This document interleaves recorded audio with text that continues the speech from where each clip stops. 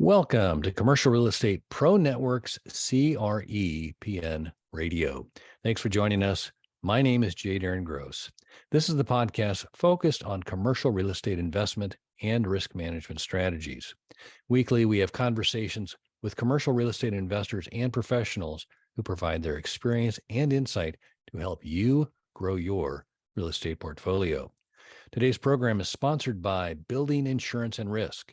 When you invest in real estate, it pays to work with a real estate investor protection specialist to protect yourself and your investment from catastrophic loss. The experts at Building Insurance and Risk focus on real estate investor protection. They provide you with multiple insurance coverage offers and a side-by-side coverage comparison. To learn more, go to buildinginsurancerisk.com. Today, my guest is Bronson Hill. Bronson is the managing member of Bronson Equity. Bronson is a general partner in 2,000 multifamily units worth over $200 million and co-leads a large in-person multifamily meetup in Pasadena, California called FIBI Pasadena Multifamily. Bronson is also the host of the Mailbox Money Show podcast, and he understands the investor mindset, having spoken individually over the phone with over 1,300 investors and having raised over $30 million for real estate and his ATM machine fund deals. Bronson is the author of How to Use Inflation to Your Advantage and is a regular contributor to YouTube and his blog. He is also the capital raising coach at Kingdom REI, a faith-based group helping investors find deals and raise funds for large real estate deals. And in just a minute, we're going to speak with Bronson about how to use inflation to your advantage. But first, a quick reminder, if you like our show, CREPN Radio, there are a couple things you can do to help us out. You can like, share, and subscribe. And as always, we encourage you to leave a comment. We'd love to hear from our listeners. Also, if you want to see how handsome our guests are, be sure to check out our YouTube channel. You can find us on YouTube at Commercial Real Estate Pro Network. And while you're there, please subscribe. With that, I want to welcome my guest, Bronson Hill. Welcome to CREPN Radio. Darren, excited to be here. I love talking about real estate, and there's a lot to talk about. So looking forward to talking with you and having a great conversation. Well, I'm looking forward to it as well. Before we get started, if you could take just a minute and share with the listeners a little bit about your background. Sure. Yeah. So I was a well-paid medical sales professional making over $200,000 a year, and I enjoyed it. It was good. I was going into heart surgery with surgeons and selling different devices in the operating room. And I really saw myself, working too many hours, as well as a lot of physicians that I worked with. Some were making really good money. I had a couple cardiologists that were making, over a couple $1 million a year, and yet they were working 60 or 80 hours a week. And I just thought, that's not really financial freedom. To me, financial freedom really involves freedom of time. And so I began to kind of explore, how can I become financially free? And real estate was definitely an interest. I'd been doing some single family investing in another area where I kind of became an accidental landlord, and that had worked out well. So I started buying houses. And then my goal was to get, 30 of these houses in Cleveland, where I was buying houses. I live in Southern California, but I was buying houses with a partner in Cleveland. And I have a cousin who I just hadn't seen in years, and he's a multifamily guy. And he said, this sounds like a lot of work. Why don't you do multifamily? And I said, well, I'd love to, but I don't have the money. And he said, well, you can raise the money. So I learned about syndication, which is basically just a fancy way of saying, raising money from individuals, putting it together to buy a larger, investment, such as a large apartment building. So it just kind of started slowly. I mean, I look back now, the last 4 or 5 years, it's just gone fast, and I've learned a lot. I was able to leave my great corporate job, having replaced my living expenses and my income. And so I love talking about real estate, talking about investing, talking about helping people, diversify outside of the stock market. And so it's been quite a ride. Well, I always appreciate hearing about where people start and kind of the journey, and appreciate you sharing that with us. I'm curious, how long ago did you first get started doing the single families? So I moved to the state of Montana for a job. I was out there for a couple of years and then the job ended. So I had a house. I decided to keep it. So that was in 2006. I purchased the house. And then in 2008, I ended up moving away. But I had it for years, over 15 years, or about 15 years. And then I ended up selling it not that long ago. So I guess, yeah, about a couple of years ago. But that's kind of how I got started. Got it. And then how recently did you start, after talking to your cousin, into the multifamily? It's coming on 5 years, so it hasn't been that long, but I just, was really curious. He said, read this book, go to this conference, listen to this podcast. I did everything he said. And before I know it, I started a meetup in Southern California, found my first investor there who invested 100K. I was able to, about 6 months later, meet a partner who had a big platform, but wasn't really raising money. And so we started raising money. We raised about 15 million together over the next 18 months. So there's been some different, journeys. Last year we raised about 13 million.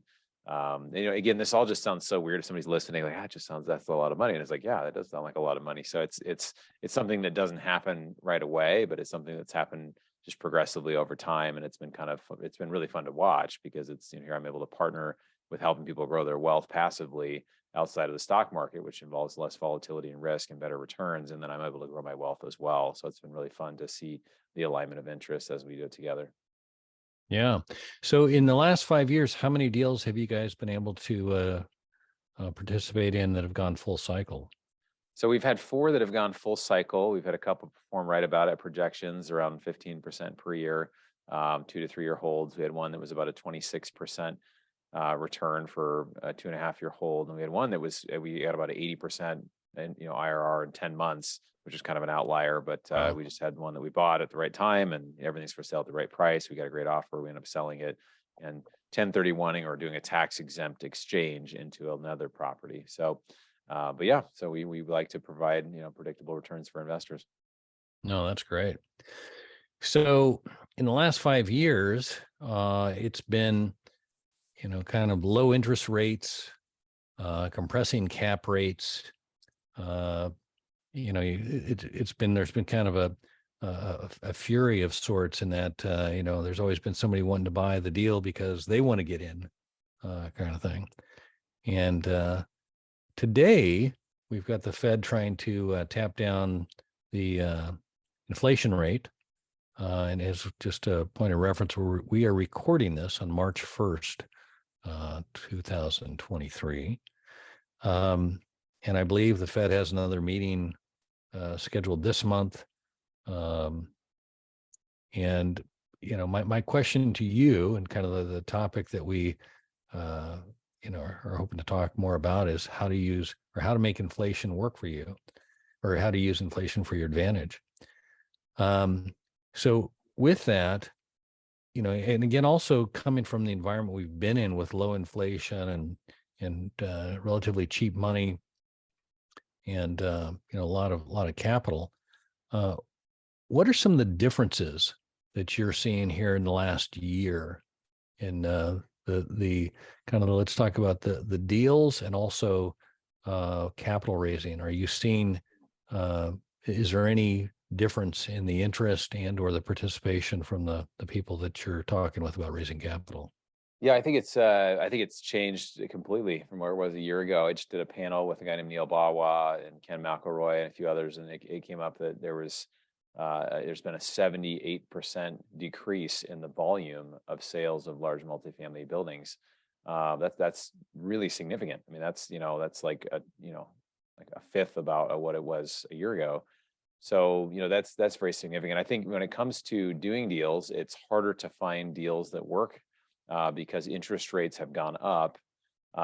It's been more challenging. So, a lot of times you're having to look at deals. They're returning less than what, they were a year ago just because of the interest rates being higher.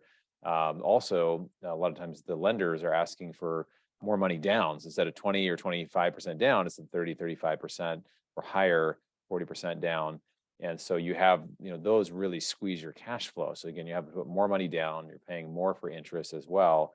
And investor sentiment has changed to where it was easier to raise money. Now it's, twice as hard to raise, or, more to raise the same amount of money.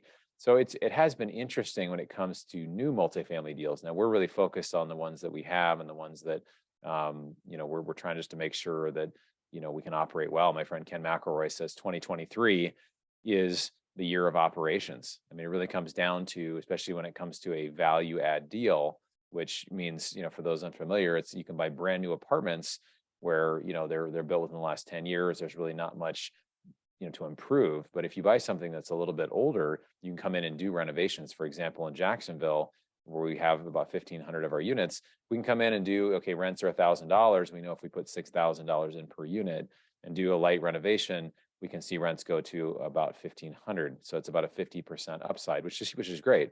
It's just we've got to make sure that we're able to do that, be able to sustain with the cash flow, and be able to grow that property. So I think there's some new challenges that we haven't really seen in the past. It has changed a little bit. We've shifted a little bit to move, at least right now, into more focusing on our ATM machine fund, which is a very predictable cash flow investment, monthly payout.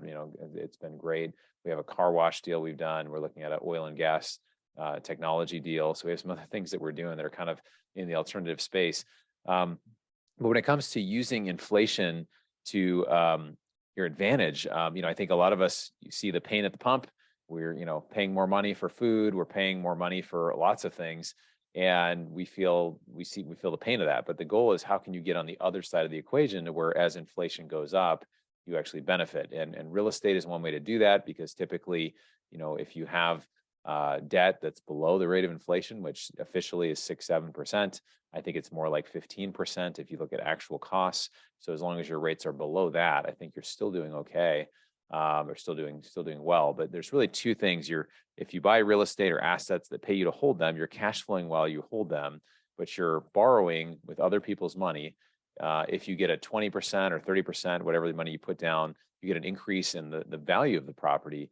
A lot of times your value hasn't gone up by 20, 30%, your equity hasn't gone up by 20, 30%. It's a lot of times it's doubled. So that's an awesome thing. And then you're also paying off the loans with future dollars that are worth less, right, because of inflation. So it's kind of a double positive. That's why most people become very wealthy, become that way through real estate. So I still love real estate. I still love assets that pay you to hold them, and being able to use debt to use inflation to your advantage. Yeah, some of I think the characteristics of inflation, I think, are, I don't know. I think for a long time we were not really concerned about, nor did we. It wasn't really a concern. I think the Fed's goal was always to have inflation at 2 to 3%. And I think for a long time there was like 0% inflation. I think a lot of people got kind of used to that, and it was more about just get in and out of a deal. The operations weren't as critical as much as it was the ability to get out, and there was a line of people wanting to buy your deal, kind of thing. So using inflation and some of the tools that, or some of the benefits that real estate provides, were not as much understood or needed as much as I believe they are more now, just based on this inflationary cycle. I'm curious. You mentioned some of the hold cycles that you have exited on some of the properties. It sounded like they were as low as 10 months or 10 or 12 months kind of thing. Do you see the hold cycles like expanding as far as a longer hold time and some of the deals now? And then also I want to ask you a little bit more about your ATMs and the car washes, how they operate in comparison to the multifamily. Yeah. So your first question on hold lengths. Warren Buffett has this saying, the best holding period is forever. And I'm a Warren Buffett fan, even though Warren Buffett mostly invests in stocks. I'm not a huge stock investing fan in general, but I think there's a great principle to that, right? Being able to hold for a long time. Well, about 85% of debt for large multifamily over 100 units is considered bridge debt, which means it's typically 2 to 3 year, 2 to 4 year type of stuff. And this is from REITs that are doing large deals, which they're a little different because they can always go to the market and raise more money through selling more shares. But for a lot of syndicators, a lot of people, there is some challenges there, because For a lot of people, their debt is coming due, and if it can't increase the income enough, they could be in a place where they are in trouble when they're trying to get a new loan or they're trying to extend their loan. And lenders are going to be more picky and saying, hey, we just want you to, put another 500K in an escrow account just because we feel uncomfortable with what's happening, and you have to do it. So, and that's a challenge. So then there's situations of cash calls or other things that people, kind of could come up. So I think that, it is challenging. I think that, ideally people say, I remember thinking this, well, why wouldn't you just get, fixed debt on everything? That just doesn't make sense. Of course, whether your house, you're getting a 30-year fixed. Well, the fixed debt typically we found is typically 5 to 10-year agency debt. And if you sell early, there's some disadvantages of it because you can pay prepayment penalties, which can be in the millions of dollars. And we've paid them. We've sometimes had deals where we've sold and, 2-3 years in and we sell them and it still makes sense to sell them, even though we're paying millions of dollars of prepayment penalties. So I think there's some real challenges when it comes to doing deals now, or at least with the lending side. So we'll see. We are seeing some deals now starting to have some pain there, particularly some of these larger kind of Class A newer properties. We're seeing that. I think there was a $500 million portfolio, a group called Veritas Investing that's in San Francisco, and they defaulted on a $500 million loan, right? And so we're seeing that around the country in different ways, and it makes sense. It makes sense why that would be happening. So we are seeing some different pain in different areas.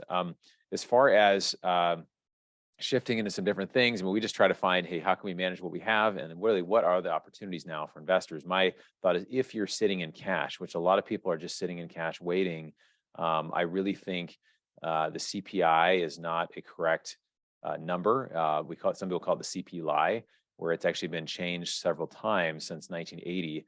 And if we use 1980 metrics, there's a site called shadowstats.com, and it says that actual inflation now would be about 15%, but they will substitute items in, saying if you like apples and the price of apples doubles, they'd say, well, you would switch to oranges at the same price. There's a lot of substitution that happens. They also say certain things are temporary, or if you have a apartment, you're living in an apartment, it's a 2-bedroom, and rent goes from $1,000 to $1,200. They say, well, you would move down to a 1-bedroom. So they basically are just kind of fudging these numbers to make them look good. And I think it's really, for a lot of people, it's kind of been like the Wizard of Oz pulling the, like pay no attention to the man behind the curtain. So when we actually look at things, I think it's actually a lot worse than what it appears to be. And really, since the Federal Reserve's been in existence since 1913, the dollar itself has lost 98% of its purchasing power, which is really hard to believe. So when I go to, In-N-Out Burger in Los Angeles, was a great burger joint, you can see on the walls here, burgers are 10 cents. And I talked to my daughter, who's 10 years old, and I say, well, why do we pay $3.25 for a burger? Does the burger just cost that much more? It's know that the dollars are actually worth less.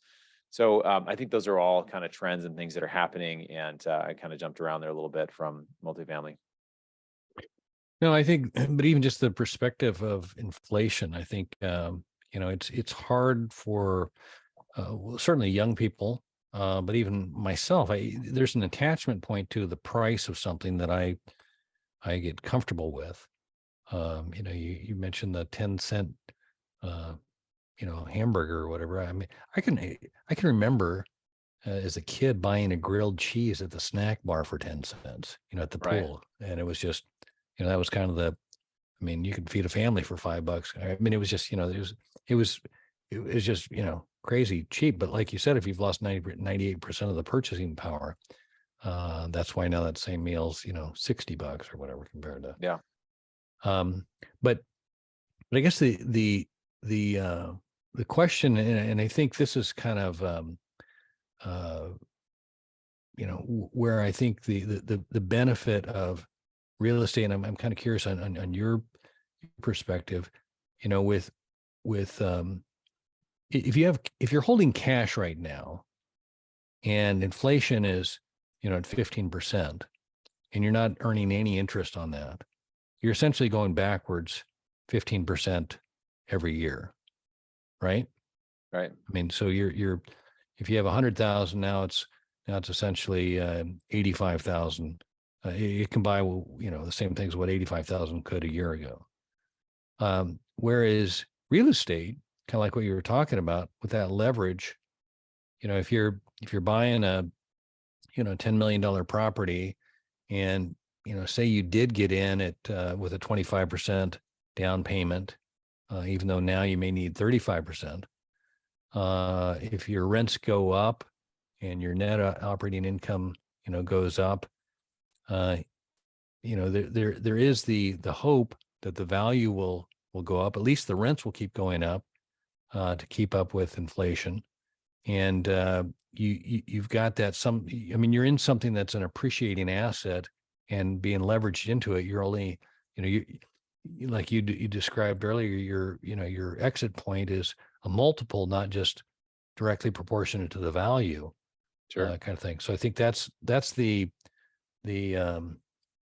at least when I see it. I'm just kind of curious if you have any kind of, other thoughts on that, as far as how, the benefit of being invested in an asset that's going to appreciate, or at least keep up with inflation.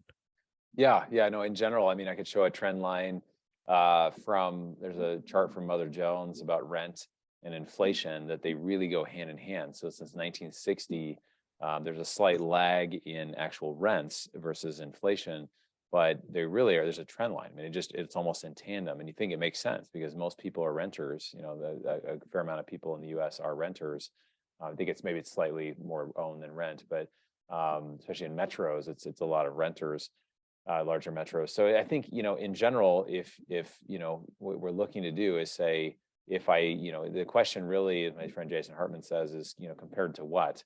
So if I leave cash in the bank, if I have just money sitting around or have it in stocks, well, stocks and bonds lost. I mean, if you had a 60-40 stock and bond portfolio in 2022, you lost 20% of your value just in 1 year. And so a lot of times these things that we consider safe traditional investments, I was actually an investment advisor for a number of years, and I just saw, really what Wall Street says is safe is really not that safe, versus buying things that we know, in 5 years or in a number of years, rents are going to keep rising because they just can't help but keep creating currency. And, it came out that the federal, official debt is around 30 trillion. If you look at all the obligations that aren't quantified, it's over, I think it's something like 120 trillion, or it's just some huge number they can't quantify. How much is Medicare, obligations, how much is that worth? But, just this, for over the next 10 years, the current administration has said we're going to spend basically it's going to be a $2 trillion deficit each year over the next 10 years. So there's no plan to like stop spending or slow it down or anything. So if we know that is going to happen, even if we go into a recession, we know generally, even if there's some kind of ups and downs, rents are going to continue to rise. And so I think over the long term, looking at these trends, making sure we can obviously perform, we can manage, properties well and things like that, and work with good operators, or, we're a good operator ourselves, or, somebody's an investor looking at that. But I think it's just really important to look at compared to what, if I'm waiting for a deal. A lot of people, Bloomberg came out with an article late last year saying Americans have in their bank accounts over $5 trillion, which is an all-time high. The highest before that was 1.2 trillion. So it's been about 4 times what we had just a couple years earlier. So most people are just kind of sitting on the sidelines with money in their bank account. And if inflation actually is 15%, if you wait 2 years, you could lose 30 to 40% of the purchasing power. People say, well, I'm waiting for a deal. Well, I don't know. Are we really going to see a 30 to 40% decline in the value of real estate? It could happen. But in the meantime, your cash is losing value, and you're not cash flowing from what you maybe could be cash flowing in a deal. So I think that's one of the reasons we've looked at and saying, well, what can we do right now that makes sense? It's harder to find multifamily deals that make sense, but that's why we've really, our ATM fund, you asked about that earlier. I mean, this is it's the 5th largest operator of ATM machines in the country. It's a monthly payout. It's a high return. The operator has not missed or reduced a monthly payment in over 10 years of doing it. It's amazing how, as digital as we become, there's this segment, about 5% of the population, that operates in cash all the time, and the number of transactions has at least doubled in the last 20 years. So who is that? Well, it's typically immigrants. It's people that are cash workers, or people that get paid under the table, people that get government benefits, which now come on debit cards. And so there's all these people that, as digital as we're becoming, a lot of people are still operating in cash. And so we're seeing that. And so it's been a fun investment to be a part of. Yeah, tell me a little bit about. So, are you guys basically raising capital to invest in the company then, or you actually do you own machines, or how's that? How's the Yeah, so this is the 5th largest operator in the country, about 50,000 ATMs. There's kind of 2 types of ATM owners. Most of them are mom and pop that might own, 100 ATM machines in LA or in St. Louis or whatever. And then there's a couple of very large publicly traded companies that are multi-billion-dollar companies. This group is kind of in between those two, right? So I think we feel like it's kind of a sweet spot. But how it really works is, we go into an establishment where there's an existing, ATM in there, and we say, "Hey, how's it going with the ATM?" So, "Oh, we're happy with it." Usually, there's a split. The establishment, maybe it's a bar or a gas station or something. They get typically around half of the fees, and then the operator gets the other half. And so, what we would do is come in and say, "Hey, we'd love to get you a new ATM machine." And they're like, "Oh, that'd be great." And I say, "Okay, we just need you to sign another 7-year contract, and we can get you a new ATM." So most people are like, "Oh, that's great. That sounds good." So we bring in an ATM, it locks them up for another 7 years. Now that cash stream is secured, and it's surprising. I mean, you think, well, I don't use an ATM. I've never used, even a lot of people that invest in ATMs are not the people that are actually using them and paying fees. I don't use ATMs and pay fees unless maybe I travel internationally, but even then I try not to. But there's some people, taking out 40 to $100 once a week is just kind of the way of life. And so paying a $2 fee or $3 fee is not really seen as just a part of life, right? For a lot of people. Is there and I guess you kind of answered the question even in kind of your setup here, that just the kind of the population that uses cash. I mean, that's not going away, that they're not all of a sudden going to Bitcoin or some sort of, I mean, the digital currency. I guess the alternative would be a credit card or some sort of just a plastic kind of a deal. But I'm curious. I mean, I guess people that are using cash machine have to be banked, right? And you have to have some sort of a bank relation to get the cash. Do you not? Sometimes the ATM is really becoming the bank for a lot of people, because you think about immigrants or you think about people that are, using ATMs. What's the reason? Sometimes it's to, I mean, I'm just thinking out loud, but, for benefits, maybe they want to have privacy and be able to use cash the way they want to use it. Or it could be that, we call them kind of the unbanked or the underbanked. So for some people, it could actually be their bank. They could have a cash prepaid card or something like that, where they load money on the card, or and that's kind of a way that they do it. So can do their transactions. They can send money even internationally through a lot of these ATM machines. And so we're seeing, usage is still there. I guess the primary risk I always look at in any investment or all, what is the main risk? And I think for that one, it's just, will people stop using cash, or will we go to a central bank digital currency? I think it's highly unlikely that we will do away with cash, because I think that there's two reasons. One is in the issue of privacy. People say, you got to be able to operate in cash so the government can't see everything you're doing in any transaction, right? That's kind of a privacy issue. So politically on the right, people would say privacy is important.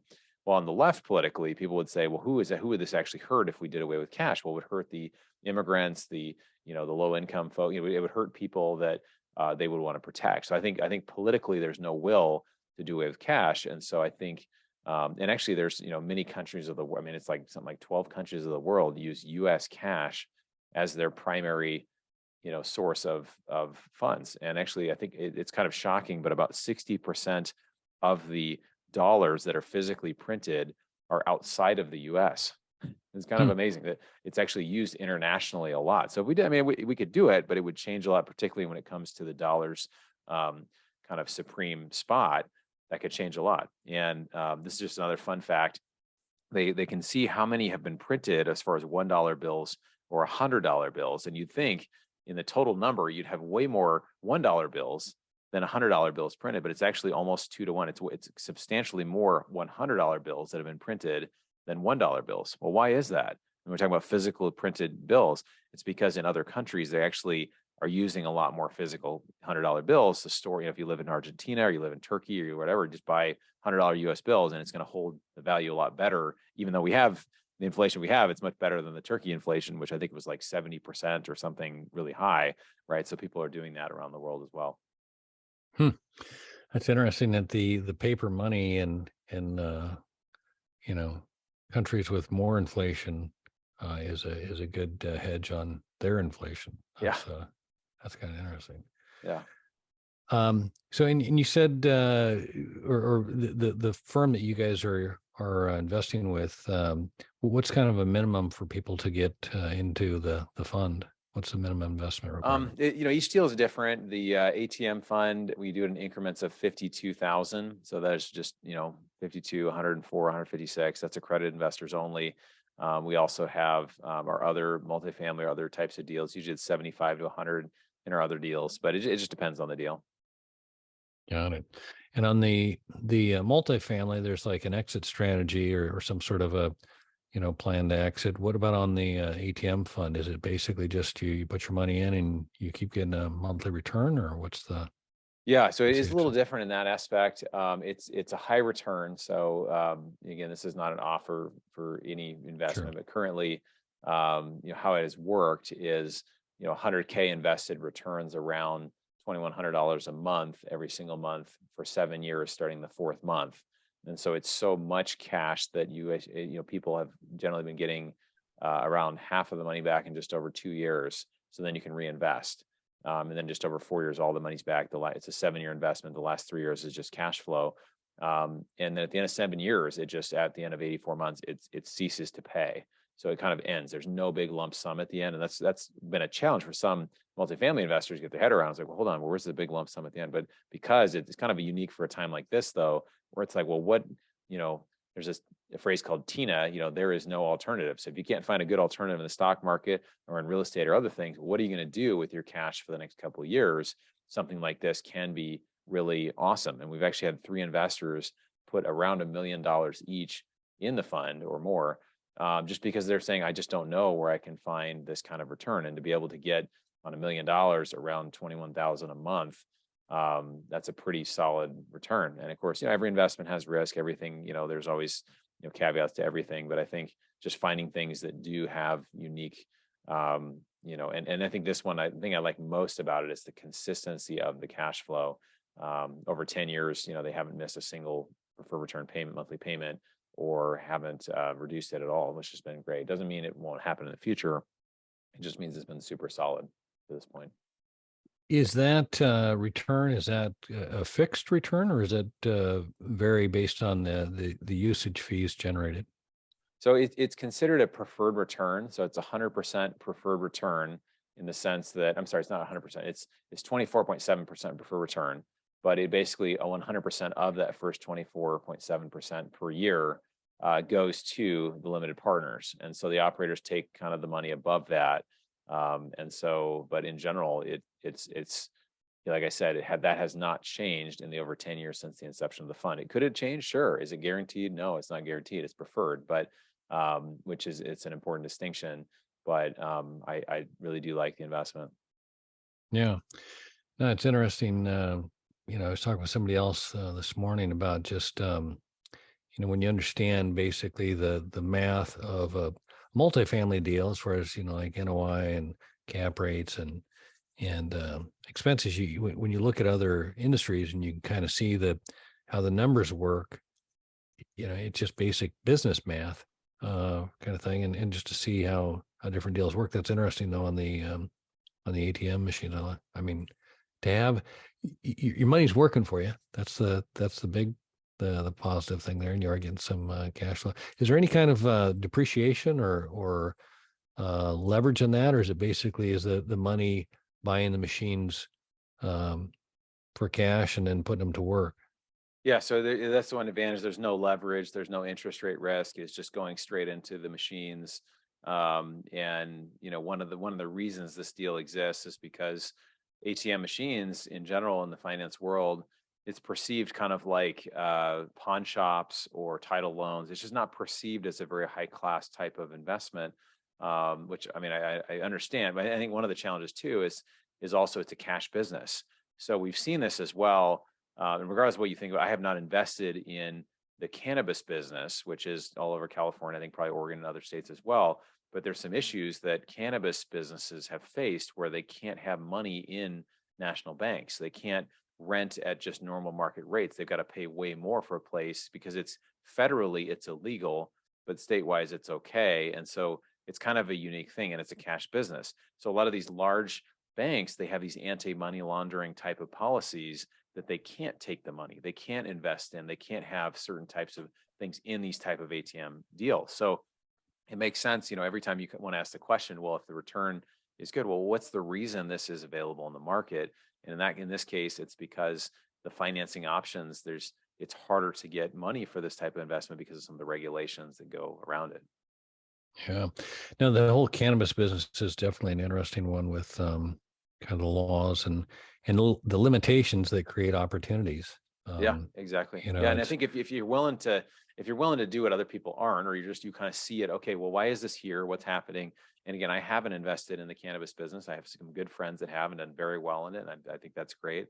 But you got to do something that you both believe in. You see it, you understand it, you understand what the risks are, and I understand why. It's if somebody's getting a fixed return annuity of 3-4%, like, okay, that's one type of return, but there's a reason why this is much higher. And it's just because a lot of other people don't want to be in the business, or they don't want to, or they can't be in it because of some of the stipulations around it. right, right. So, if you were to give the listeners a tip or a reason to do something right now, or how they could best um, protect themselves against inflation right now, what would you encourage them to do? Well, I think always the first thing you can do as an investor, and the way, I've been able to 20x my net worth in the last 4 or 5 years, but it really has come through education and networking. And so education, reading books, read about 80 books a year, going to conferences, going to networking events, meeting people, because, there's a saying, and it says that I think it's John Wooden, you'll be the same 5 years from now, except for the books you read and the people that you meet. And so he's basically saying, how you educate yourself and how you network. There's investments that are out there that if you've never learned about them, then they're just things you don't know about. And so I think the biggest investment you can really make is in your own education. So I would say, if you're a passive investor, start going to a meetup in town, start listening to great podcasts like this one, start reading books, start, meeting other people, particularly other passive investors. And I think when you meet other people that don't have anything to sell you, they're just out there trying to do what you're doing and trying to make money. We really kind of dedicated our show, the Mailbox Money Show, our YouTube channel. I'm actually writing a book now about passive investing, just to passive investors, just like these doctors I work with, that really become a slave to their jobs, right? Even though they're making great money, if they're even if they're saving money, if they don't know how to put it to work to have the money work for them, then we still become a slave of a job. We still are not financially free. And when you can replace your living expenses, it's called your rat race number, right? You can get out of the rat race because now you've covered your living expenses and you're free. You can choose how you want to work, or if you want to work, or what your work is supposed to look like. So I think it all starts with education. It all starts with really trying to learn more, meeting people, figuring out what they're doing, and just taking action. No, I love it.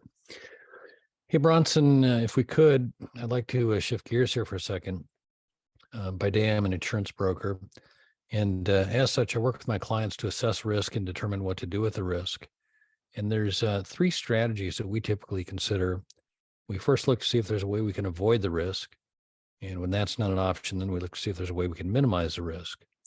And if we cannot avoid nor minimize the risk, then we look to see if there's a way we can transfer the risk.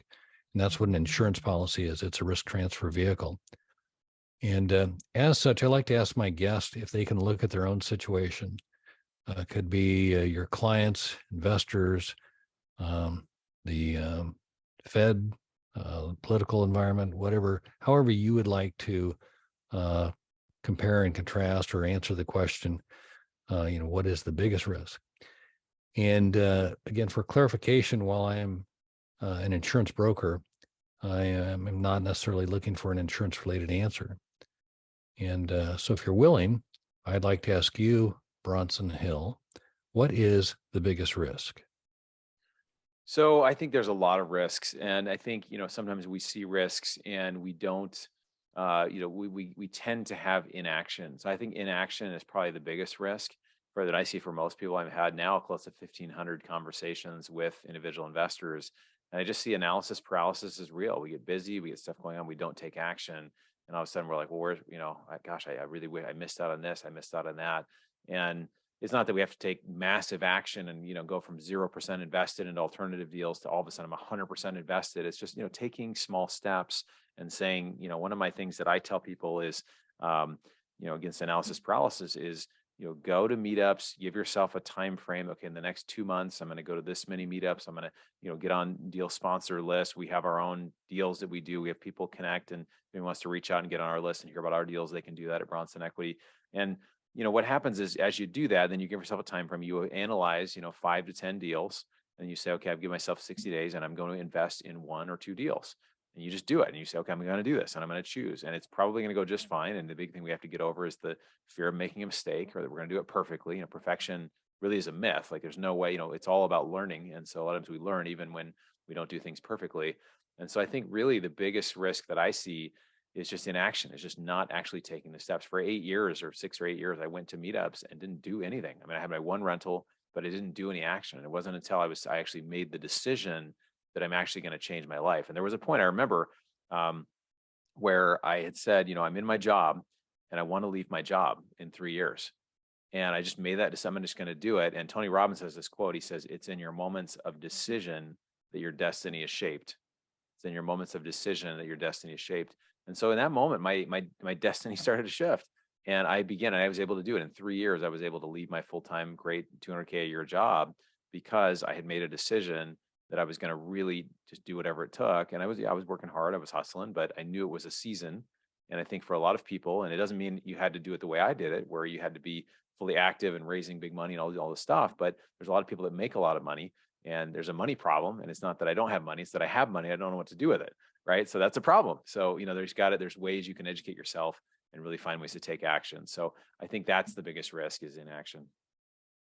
No, that's well said. And definitely have been guilty of inaction, the analysis paralysis before. And it's easy. It's comfortable to stay in the analysis as opposed to the uncomfortable action. That's great. Hey, Bronson, where can the listeners go if they would like to learn more or connect with you? Yeah, so my website's the best spot, bronsonequity.com. I've got my free ebook, How to Use Inflation to Your Advantage. It's about 50 pages. It's got several other strategies that I did not mention on this show, but that's a great way to connect. We also have our investor club where people can hear about our awesome deals. We've got some stuff in the pipeline now we're working on that's alternative outside of real estate, as well as some of the real estate stuff we're working on. And then I'm also on social media. A lot of channels have a YouTube channel and all that. So, but I appreciate you having me on, Darren. This has been a lot of fun. No, I appreciate it as well. Bronson, I cannot say thanks enough for taking the time to talk. I've enjoyed it, learned a lot, and look forward to doing it again soon. Awesome. Thanks, Darren. Thanks for having me. For our listeners, if you like this episode, don't forget to like, share, and subscribe. Remember, the more you know, the more you grow. That's all we've got this week. Until next time, thanks for listening to Commercial Real Estate Pro Network's CREPN Radio.